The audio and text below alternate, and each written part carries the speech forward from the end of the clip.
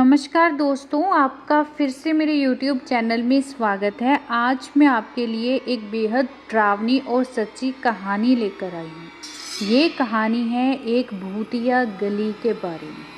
आप सोच कर देखें कि आपके घर के पास एक ऐसी गली हो जिसमें भूतों का वास हो तो कैसा लगेगा। बेहद ही डरावना लगेगा।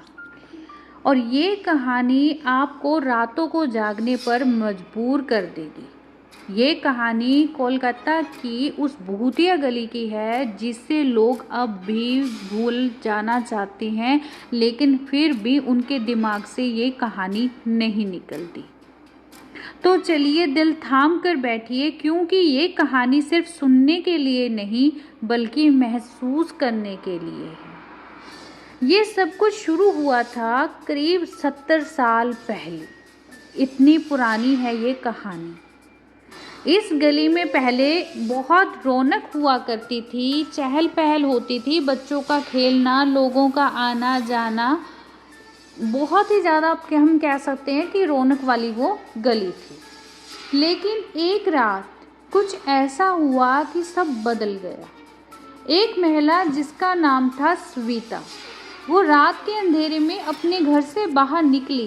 कहते हैं कि उसके पति ने किसी और के साथ मिलकर उसकी हत्या कर दी थी। स्वीता का शव उसी गली के एक कोने में फेंक दिया गया जहां कोई नहीं जाता था, और उसके बाद से ही ये गली हमेशा के लिए बदल गई।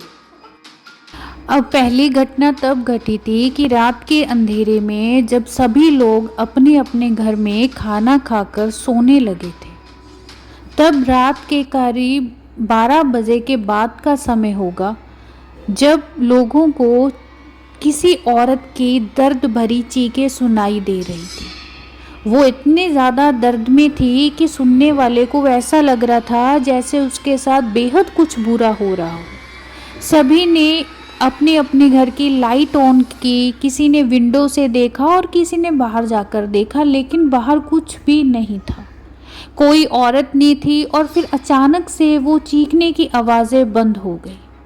लोग सोचने पर मजबूर थे कि आखिर ये आवाज़ें आ कहाँ से रही थी और इतनी रात में कौन औरत थी जो इतने दर्द में चिल्ला रही थी। तो सभी अपने घर में फिर एक डर के साथ सो गए। कुछ दिन बाद फिर ऐसा हुआ कि वहाँ उसी गली में एक रमेश नाम का लड़का रहता था। तो रात को उसे दर्द भरी ऐसे ही चीखें सुनाई दी। जब वो उसको ऐसी आवाज़ें आ रही थी तो वो चुपचाप घर में बिना बताए बाहर निकला। तो उसने बाहर जाकर जब वो वाली गली में गया जहाँ पर स्वीता का शव था, जहाँ पर उसको मार दिया गया था, तो उसने वहाँ पे देखा कि एक औरत की धुंधली सी परछाई है जो धीरे धीरे उसकी ओर बढ़ रही है। जब जैसे ही रमेश ने और पास जाकर देखा, वो धुंधली परछाई अचानक से कहीं गायब हो गई और वो डर के मारा भागा और अपने घर में आया और अपने माता पिताजी को उसने उठाया और सारी ये स्टोरी बताई। उसके अगले दिन ही रमेश की तबीयत इतनी ज़्यादा ख़राब रहने लगी कि उसकी मौत हो गई। और मरते समय जो उसके लास्ट वर्ड थे वो ये थे कि वो औरत मुझे लेने आ रही है, अब मैं उसके साथ जाने वाला हूँ। ये घटना यही नहीं रुकी। हालांकि कुछ दिन बाद ही गली में फिर से अजीब सी घटनाएं होने लगी। रात के समय कोई भी व्यक्ति को अगर आवाज़ें सुनाई भी दे रही है तो वो देखने के लिए बाहर नहीं जाता था। रमेश के साथ जो हादसा हुआ उसका सभी के दिल में एक डर बन गया था कि इस गली में कोई प्रेत आत्मा है। लेकिन उस आत्मा ने लोगों को और भी परेशान करना शुरू कर दिया। वो ऐसे कि वो लोगों के आधी रात को दरवाजे खटखटाती थी और लोग डर के मारे नहीं खोलते थे।